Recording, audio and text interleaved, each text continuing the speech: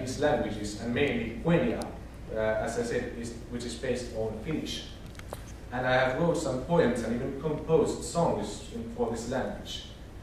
And I would like to sing, because I've studied singing, I'd like to sing a song I have written and composed in this Elvish language for you, so you have an idea how it sounds. Ajalasse, turendasse, napa tulje sinnaikale. Ajalasse, noranter taure, nandea railine, eruannasse. Ajalasse, ejelai talme, antara ojalle, iljakemende. Ajalasse, peanna raine, ormanna varjalle, aire fairesse. Ajalasse, eujanniekse, venjesi muotale, melme annualme. And this song just is the literal meaning of the title, Ajalasse, is Hail Joy. And it is a hymn that praises the joy that is given by God and the Holy Spirit. Even in the midst of anguish, there is much joy. But let us proceed. The order of my presentation is that I will first talk about a little bit about Tolkien's life, then introduce us to the nature of this legendarium, Tolkien's stories, and then we will move on to the religious elements in Tolkien's works, especially God, and then describe how faith and religious meaning manifest themselves in Tolkien's best-known works, which are The Lord of the Rings, The Hobbits, and The Silmarillion. And here are some pictures of J.R.R. Tolkien himself from a few decades. Here he is as an officer of the Great War, the First World War, in which he fought in the Battle of Somme in Belgium. And here he is as a professor of Old English in Oxford, where he served for 3 decades. And here he has become already a very famous author. He became first famous for The Hobbit in 1937, but really he became extremely famous when The Lord of the Rings published, and especially in the 60s when it was published in America, and university students were much enthralled by his work. J.R.R. Tolkien was born to Arthur and Mabel Tolkien in Bloemfontein, South Africa in 1892. He was born in the southern hemisphere, but both his parents were English. They were in South Africa because Tolkien's father, Arthur, had went to work in South Africa as a banker. Tolkien was baptized into the Anglican Church, and his little brother Hilary was also born in South Africa in 1894. But Tolkien's mother Mabel very much longed back to her home country because the heat was unbearable to her, and so he moved back to England with the boys. I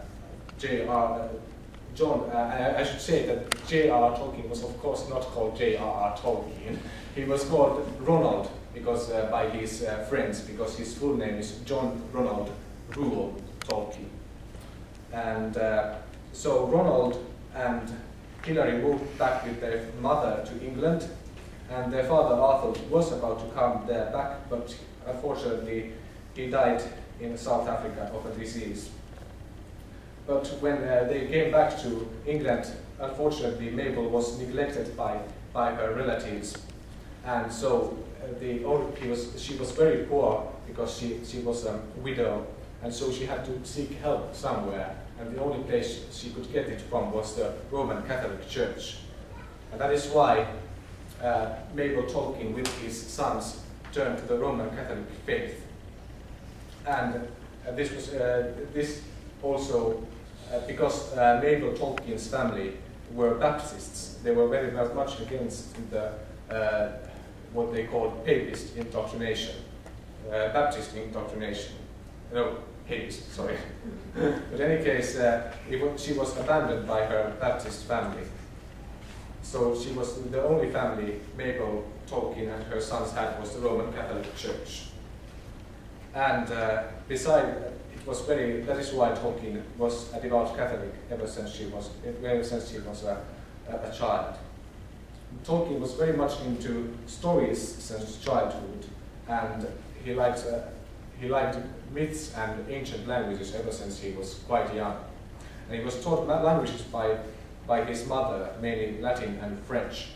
And when he was a small boy, he started to write a story about a great green dragon. Actually, which is correct, great green dragon or green great dragon? I have myself even become confused because I have read this story about the great green dragon and should it be green great dragon? In any case, this was very confusing to Tolkien, and apparently this is also confusing to me. Which is correct? Great green dragon or green great dragon? So we move on. Tolkien lived his childhood in the middle of England, in the west. Is it in the middle and in the west of England, Birmingham? I think so it is.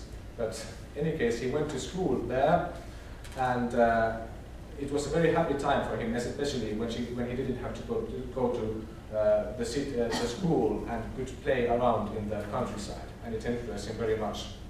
But unfortunately, Tolkien's mother died of diabetes in 1904, when Tolkien was only 12. So Tolkien was a complete orphan after that, when he was only 12. But after that, Tolkien and his brother Hilary were brought up by a Roman Catholic father called Francis Morgan. And when Tolkien was 16, he met the love of his life, called Edith Bratt.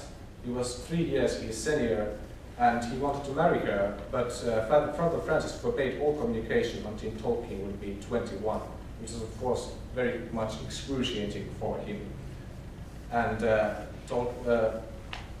immediately when Tolkien turned 21, he sent a letter to her love, Edith Bratt, and unfortunately Edith Bratt had a fiancé, so she had to leave his fiancé in order to get back to Ronald.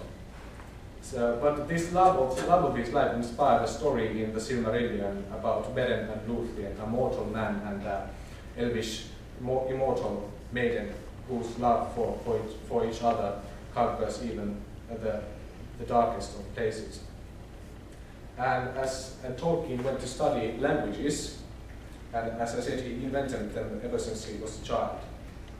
And also he studied mythology, and because he studied mythology and wanted to have, and he had a few friends, a circle of friends called the TCBS.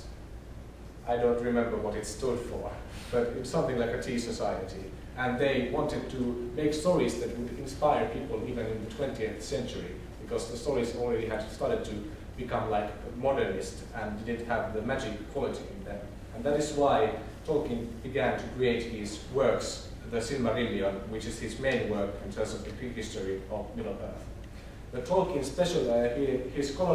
his scholarly studies specialized in Old English, the ancestor of the English language, before the invasion of England in the beginning of the second millennium. But in the First World War, Tolkien was an officer, and before he went to war, he married Edith Bratt. And it very much influenced also Tolkien's works participating in the First World War. But after that, he went to work on the Oxford English Dictionary, in Leeds, I think, and he wrote the entries around the letter W. For instance, he was very careful about the word walrus.